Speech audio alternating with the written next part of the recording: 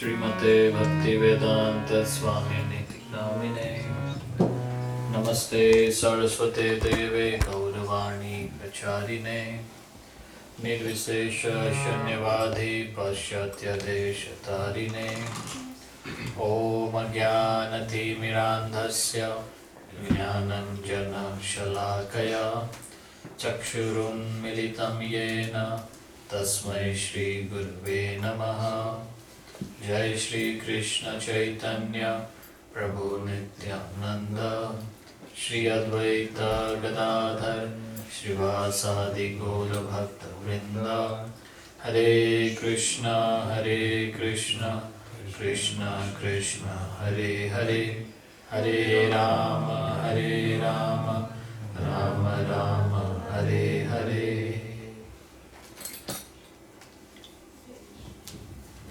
हरे Krishna. Hindi English, Hindi समझते हैं सब? French okay. हिंदी फ्रेंच में नहीं जानते। आप सभी का आज इस सायंकाली कीर्तन सत्संग कार्यक्रम में हार्दिक स्वागत है। टोरंटो कीर्तन मंडली की ओर से हम आप सभी भक्तों का हृदय से हार्दिक स्वागत करते हैं। पुनः याद दिलाए कि इस पवित्र कार्तिक मास में हम सब एकत्रित हुए हैं।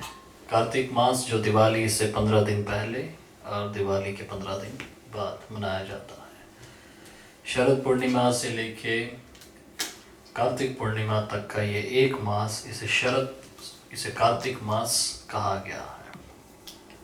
कार्तिक ये नाम श्रीमती राधिका रानी से एक नाम से आता है। श्रीमती राधिका रानी का एक नाम है कृतिका। उनकी मैया का नाम क्या है? कीर्तिदा। तो उनका नाम है कृतिका।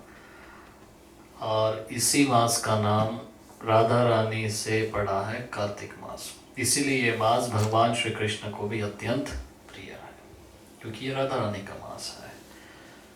जो कुछ यदि हम भगवान की सेवा में अर्पित करते हैं, यदि वो चीज़ राधा रानी को प्रिय है तो भगवान को अवश्य वो चीज़ प्रिय है, चाहे छोटी हो बड़ी हो। और इस कार्तिक मास में पिछले हफ्ते दिवाली का पर्व हमने संपन्न किया, और उस पर्व पे ये आप यहाँ जो यशोदा दामोदर जी के विग्रह देख रहे हो, ये लीला दिवाली के दिन श्रीधाम वृंदावन में गोकुल नामक एक ग्राम है जहाँ नंद बाबा और यशोदा मैया रहते थे, वहाँ ये लीला संपन्न हुई है। कथा विस्तार में है, लेकिन दिवाली के दिन हम सब जानते हैं, यदि अगर पूछा जाए कि दिवाली के दिन क्या हुआ है, तो हम सब कहेंगे राम जी पुनः वापिस आए थे। लेकिन यशोदा दामोदर जी की भी यह लीला उसी दिन कार्तिक मास में दिवाली के दिन संपन्न हुई है। भगवान कहते हैं कि इस भौतिक जगत में उच्च लोक से पाताल लोक तक जितने भी लोक हैं, सभी लोक में कष्ट और दुख है, या कष्ट और मृत्यु है, चाहे छोटा जीव है या बड़ा जीव है। लेकिन यदि कोई जीव मुझे समर्पित होता है या मेरी प्रेम पूर्वक आराधना करता है, तो वो मुझे प्रिय हो जाता है। वो इस जन्म मृत्यु के चक्कर में दोबारा कभी नहीं फंसता। तो यही चीज़ जो भगवान हमें इस कार्तिक मास में सेल के रूप में प्रदान करते हैं, जैसे दिवाली का सेल होता है, बॉक्सिंग डे का सेल होता है, उसी प्रकार हम सब भक्तों के लिए दिवाली में कार्तिक मास में ये into 1000 टाइम्स का सेल होता है। हम जो भी कुछ कार्य यदि इस मास में करते हैं, ये into 1000 होता है। सबसे पहली बात, छोटा कार्य है, अगर हमने एक बार भगवान का नाम लिया तो 1000 नाम लेने के बराबर है। हम यहाँ से पिछले 1 घंटे से भगवान का नाम जप कर रहे हैं या नाम कीर्तन कर रहे हैं, तो हम आशा कर सकते हैं कि हमने इस मास में सेल के रूप में अगर देखा जाए तो करोड़ों नाम यहीं बैठे बैठे 1 घंटे में जप कर लिए हैं। ये इस मास का फ़ायदा है। यदि कार्तिक मास में अगर हम एक बार झूठ बोलते हैं तो 1000 झूठ बोलने के बराबर है। यदि कार्तिक मास में हम एक बार किसी की बुराई करते हैं तो 1000 बार उस व्यक्ति की बुराई करने के बराबर है। तो हर चीज़ इस मास में इंटू 1000 है, याद रखने हैं। भगवान श्री कृष्ण जब मैया की गोद में बैठ के दूध पी रहे थे, ये गोकुल की बात है। दिवाली के दिन सुबह मैया यशोदा जी को अचानक से स्मरण होता है कि उन्होंने रसोई घर में भगवान के लिए दूध गर्म करने रखा था, और यदि वो समय से अंदर नहीं पहुंची तो दूध उबल के सारा दूध नीचे गिर जाएगा। यही चीज़ का स्मरण हुआ और मैया भगवान को गोद से उठा के नीचे ज़मीन पे रखती हैं और रसोई घर में भागी दौड़ी चली जाती हैं। भगवान को अत्यंत क्रोध आता है और वहाँ नंद भवन में जितने भी मैया यशोदा ने सुबह दही, मक्खन इत्यादि के मटके भरे थे, सभी मटकों को एक एक करके भगवान फोड़ना शुरू करते हैं। और भगवान जब ये लीला कर रहे हैं तब मैया यशोदा रसोई घर से बाहर आती हैं और देखती हैं कि भगवान ने सारे मटके फोड़ दिए हैं। और भगवान को सबक सिखाने हेतु मैया भगवान के पीछे छड़ी लेके भागती है कि मैं तुझे सबक सिखाऊंगी, तूने ये गलती की है। और मैया जब भगवान श्री कृष्ण के पीछे छड़ी लेके भागती हैं तो भगवान डर जाते हैं और मैया से कहते हैं कि क्या मैया आप मुझे मारोगे। और ये बात सुन के यशोदा मैया सोचती हैं कि ये बालक डर चुका है, इसको मैंने छड़ी नहीं दिखानी चाहिए। फिर भी माता जी कहती हैं कि मैं सबक तो सिखाऊंगी। यशोदा मैया पीछे, भगवान श्री कृष्ण आगे। ये भागा दौड़ी चल रही है नंद भवन से आंगन, आंगन से पुनः अंदर, अंदर आके फिर अलग अलग कमरों में भगवान आगे, मैया पीछे भाग रही हैं। और अथक प्रयास के बाद भगवान देखते हैं कि मैया मेरे पीछे भाग रही हैं, पूरा शरीर उनका पसीने से लोथपोथ हो चुका है, अब मैं मैया के पकड़ में आ जाता हूँ। और मैया कहती हैं कि मैं तुझे इस उखल से बांध दूंगी।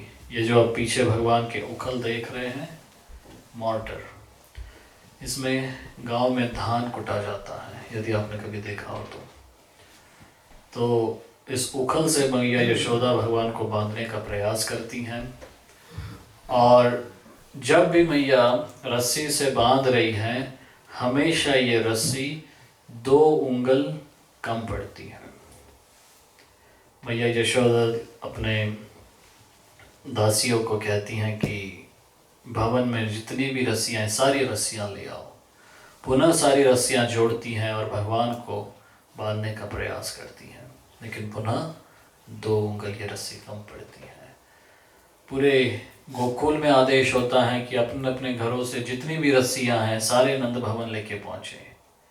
सारे गोप, बालक, गोपिका, सब कोई अपने घरों से रस्सियाँ लेके नंद भवन पहुँचते हैं। पुनः मैया यशोदा भगवान को बांधने का प्रयास करती हैं, लेकिन पुनः 2 उंगल रस्सी कम पड़ती है। तो भगवान हमें इस माध्यम से या इस लीला के माध्यम से क्या बताना चाह रहे हैं?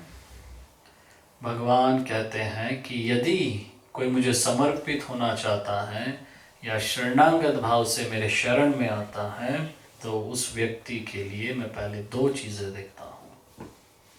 जो 2 उंगल हमेशा कम पड़ रही है वो 2 चीज़ें हैं। पहली उंगल भगवान कहते हैं कि मैं उस भक्त का अथक प्रयास, हमारा एंडेवर, और दूसरी चीज़ है कि मेरी कृपा। यदि आप कोई भी ऊंचाई इस भौतिक संसार में या आध्यात्मिक संसार में पाते हैं तो हमें समझना है कि ये हमारे इसमें कोई मेहनत नहीं है, ये केवल और केवल भगवान की कृपा मात्र से हम इस ऊंचाई पे पहुँचे हैं। तो भगवान कहते हैं कि हमेशा 2 चीज़ें याद रखनी है, एक एंडेवर और दूसरा मर्सी। अगर ये दो चीज़ें नहीं हैं तो आप कभी भी अपने जीवन में कोई भी चीज़ प्राप्त नहीं कर सकते हैं। तो हमेशा हमें याद रखना है कि यदि हम कोई भी कार्य कर रहे हैं, छोटा हो या बड़ा हो, हमें पूर्ण शरणागत भाव से हमारा 100% दे के उस कार्य को संपन्न करना है। और फिर जब भगवान देखते हैं कि हाँ, ये भक्त बहुत सिंसियरिटी के साथ मुझे शरणागत होने का प्रयास कर रहा है, तो मैं अपनी कृपा इस भक्त पे बरसाता हूँ। और इस प्रकार जब कृपा भगवान की और हमारा अथक प्रयास जब दोनों जुड़ जाते हैं, तब हमें भगवान की प्राप्ति आसानी से हो जाती है। और इस ही मास और इसी लीला के बाद भगवान का नाम हुआ दामोदर। दाम और उदर ये दो शब्द हैं। दाम का मतलब है रस्सी। आप रस्सी देख रहे हैं जो भगवान को मैया यशोदा अब उनके पेट से उखल के साथ बांध रही है। और उदर का मतलब है पेट। जिस भगवान के पेट को रस्सी से बांधा गया, उदर यानी पेट, दाम यानी रस्सी, तो दाम उदर, रस्सी से जिनका पेट बांधा गया, वैसे भगवान का नाम हुआ दामोदर। और तब से भगवान को इस कार्तिक मास में इस स्वरूप में भगवान की आरती या पूजा अर्चना होती है। हम इसके बाद दामोदर अष्टकम का पाठ करेंगे, तो इसमें आप सभी को दीप दिए जाएंगे। और दीप की बड़ी महिमा है इस कार्तिक मास में। यदि हम एक बार भी भगवान के आगे दीप प्रज्वलित करके उन्हें अर्पित करते हैं, तो तीनों लोक में शास्त्र कहते हैं कि ऐसा कोई पाप नहीं है जो नष्ट नहीं हो सकता।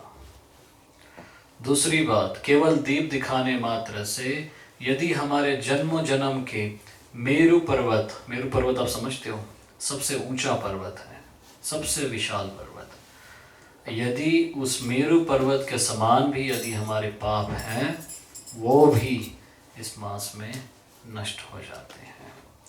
तीसरी बात कही गई है कि हम भगवान को यदि दीप प्रज्वलित करके अर्पित करते हैं, तो हमें पुनः जन्म मृत्यु के चक्कर में नहीं पड़ना होता। हम भगवान को शरणागत, भगवान के धाम पहुँच जाते हैं।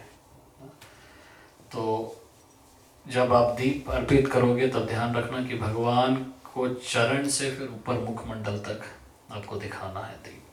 तो चरण में पहले आप 4 बार भगवान को दीप दिखाएंगे, फिर भगवान के नाभि कमल में नेवल पे 2 बार, फिर भगवान के मुखमंडल पे 3 बार, और भगवान के पूर्ण शरीर पे 7 बार। सो 4 2 3 7 ये दीप अर्पित करने की विधि है। 4 2 3 7। हरे कृष्णा। दीप रेडी है ना? Yeah.